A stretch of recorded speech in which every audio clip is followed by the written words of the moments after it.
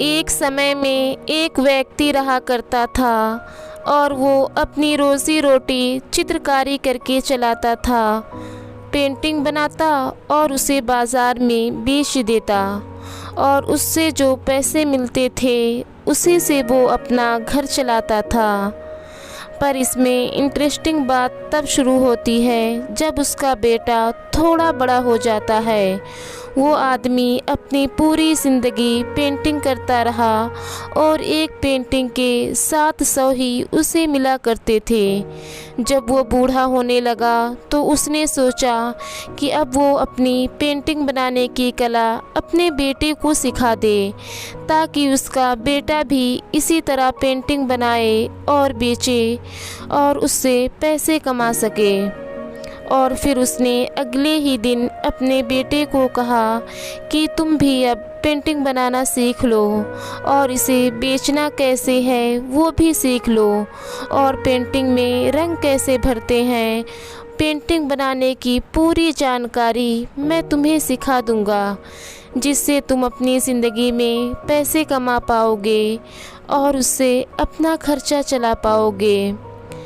जब वो आदमी अपने बेटे को पेंटिंग बनाने के लिए कहता है तो उसका बेटा पेंटिंग बनाने के लिए तैयार हो जाता है और कहता है कि जी पिताजी, आप मुझे पेंटिंग बनाना सिखा दीजिए, मैं सीखने के लिए तैयार हूँ। और फिर उसी दिन से उसका पिता हर रोज़ उसे पेंटिंग बनाने की ट्रेनिंग देने लगा और उसे अच्छे से अच्छा पेंटिंग कैसे बनाते हैं और किस तरह उसे बेचते हैं वो भी सिखाने लगा। जब वो लड़का पेंटिंग बनाना सीख लेता है तो वो अपनी पेंटिंग यानी कि अपनी पहली पेंटिंग बनाता है और उसे मार्केट में बेचने के लिए ले जाता है। और फिर वो जब मार्केट से अपनी पेंटिंग को बेच कर आता है तो वो अपने पिताजी को ये बताता है कि उसने आज 200 अपनी पहली पेंटिंग बेची है। उसके पिताजी सुनकर बहुत ही ज़्यादा खुश होते हैं, पर बेटा खुश नहीं होता है।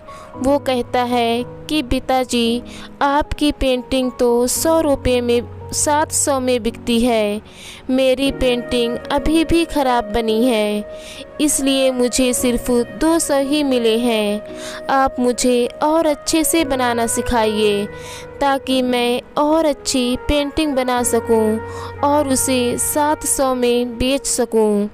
उसके पिता कहते हैं ठीक है बेटा, मैं तुम्हें और अच्छे से पेंटिंग बनाना सिखा दूंगा और तुम भी मेहनत करो ताकि तुम और अच्छी पेंटिंग बनाना सीख लो।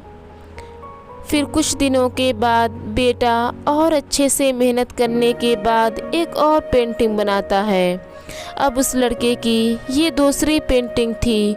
उसके पिताजी कहते हैं कि अब तुम अपनी दूसरी पेंटिंग को बाज़ार में बेच जाओ। जब वो लड़का मार्केट में दूसरी पेंटिंग को बेचने के लिए जाता है और फिर जब वो पेंटिंग बेच कर आता है तो अपने पिताजी से कहता है कि पिताजी, आज मुझे मेरी पेंटिंग के 400 रुपये मिले हैं। उसके पिताजी बहुत खुश होते हैं कि तुम्हारी दूसरी पेंटिंग के तुम्हें 400 मिले हैं, पर वो लड़का खुश नहीं हो सकता है। वो कहता है कि आपकी पेंटिंग 700 में बिकती थी, मेरी 400 में ही बिकी है, इसलिए मुझे अच्छे से अच्छी पेंटिंग बनाना सीखना होगा। फिर वो अपनी पूरी मेहनत से अपनी तीसरी पेंटिंग बनाता है और उसके पिताजी बहुत ही मेहनत करके उसे बहुत ही अच्छी पेंटिंग बनाना सिखाया करते थे। और जब वो तीसरी पेंटिंग मार्केट में बेचने के लिए जाता है तो वो पेंटिंग 1000 की बिकती है और वो लड़का तब बहुत ही ज़्यादा खुश हो जाता है और अपने पिताजी के पास बहुत ही खुश होकर आता है और अपने पिता को बताता है कि आज मेरी पेंटिंग 1000 की बिकी है। उसके पिता भी बहुत ही खुश हो जाते हैं और कहते हैं कि चलो अब मैं तुम्हें ये सिखा दूंगा कि तुम 1500 में अपनी पेंटिंग कैसे बेच सकते हो। तो वो लड़का बहुत ही घमंड भरे आवाज़ में बोलता है कि आप तो हमेशा 700 की ही पेंटिंग बेचते आए हो, आप मुझे कैसे सिखाओगे कि मैं 1500 में पेंटिंग कैसे बेच पाऊँगा। मैंने तो अपनी पेंटिंग 1000 में बेची है, अब आप मुझे पेंटिंग बनाना नहीं सिखाओगे। मैं खुद अपनी पेंटिंग बहुत ही अच्छी बना सकता हूँ क्योंकि मेरी पेंटिंग आपसे ज़्यादा महंगी बिकी है।